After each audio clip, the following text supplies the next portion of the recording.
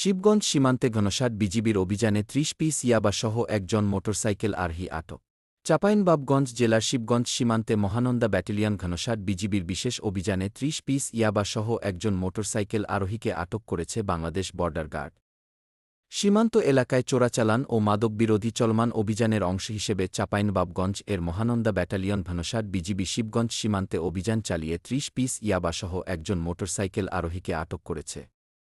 গোপন সংবাদের ভিত্তিতে আজ ২ আগস্ট আনুমানিক সন্ধ্যা ৬:৩০ ঘটিকায় এই ব্যাটালিয়নের চকপাড়া বিওপি হতে একটি বিশেষ টহল দল সীমান্ত মেইন পিলার ১৮৪ হতে আনুমানিক ৫ কিফমিস বাংলাদেশের উপজেলার শাহবাজপুর ইউনিয়নের ফতেপুর গ্রামে অভিযান পরিচালনা করে। অভিযানকালীন টহল দল মো. আব্দুস সালাম ৪০ পিতা মো. কেতাব উদ্দিন, গ্রামোত্তর ফতেপুর, ডাকঘর মোবারকপুর, থানা শিবগঞ্জ এবং জেলা চাঁপাইনবাবগঞ্জকে ৩০ পিস ইয়াবাসহ আটক করতে সক্ষম হয়। এ সময় তার সাথে থাকা একটি মোটর সাইকেল এবং একটি